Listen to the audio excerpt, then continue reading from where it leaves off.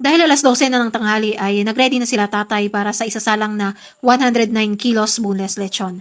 At ito po'y pinababa na po nila ito para din na makuha yung cling wrap at saka maugasan ng malinis na tubig at malagyan na ng papapahid sa balat ng aming lechon.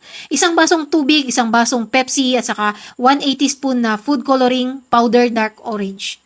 Yan po yung ginagamit namin. Haluin lang po yan at saka yan na po yung papapahid namin sa balat ng aming mga lechon. At dapat lang din po na mabilisan yung pagpapahid nito para din na mas maganda yung kalalabasan ng kulay ng balat.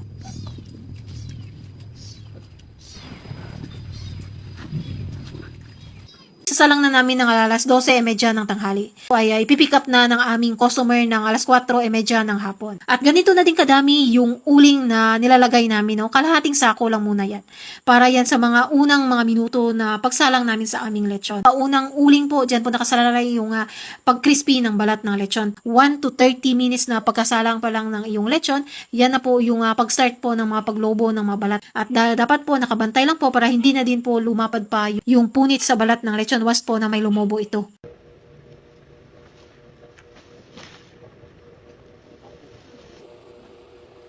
Ayan po yung paglagay na po ni tatay ng mga uling. At may nag-message dito sa akin kung ganyan ba yung paglagay namin dito ng uling o hindi po sa ibabang parte po ng lechon. Sa amin pong pamamaraan ng pagluto ay magkabilaang side. Pareho po yung dami ng uling na nilalagay sa magkabilang side para maayos mo din na maluluto ang iyong lechon. Sa uling po ay yan po yung pinakamahalaga para sa amin sa pagpapakrispy ng balat, no? At saka sa pagluluto ng mga lechon.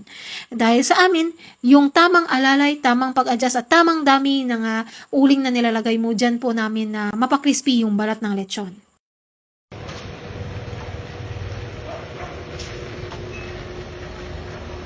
After 40 minutes, ganyan na po yung kulay ng balat ng lechon. Panigurado na crispy yung balat ng dapat marunong ka sa diskarte, marunong ka sa teknik kung paano mo mapap-crispy yung balat ng lechon. Napakalaga po ng uling dito sa amin. Dahil nga po dyan po nakasalalay yung pag-crispy ng balat. No?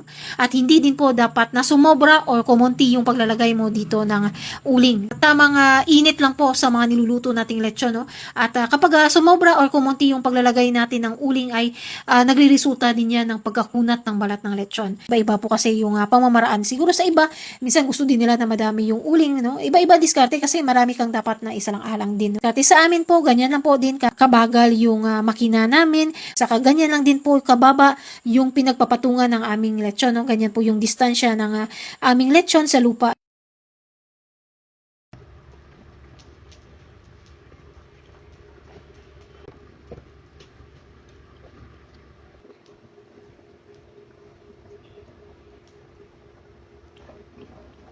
At sa mga pagluluto pa lang ng mga boneless lechon ay marami kaming trial and error dito na nagawa na, no, para din na ma-master yung pagluto ng mga boneless lechon. Or kung paano mo din ma-master yung paglagay ng mga ingredients dito dahil nga po sa nakuhanan na po ito ng mga hilaw na karne sa loob. No? Nakuhanan ng mga ribs, sa pigi na part, sa baga na part. Pag-aralan mo ito ng mabuti. Lalong-lalo na po sa paglagay din ng mga dahon ng saba ng saging sa loob.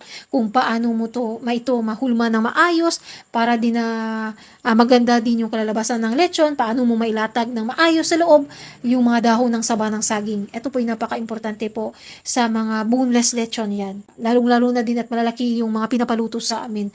Yung pwedeng mai-boneless sa 60 kilos up hanggang 125 kilos. Yung 60 kilos below ay hindi po namin tinatanggap na magpa-boneless kasi nga po manipis pa po yung karne nito.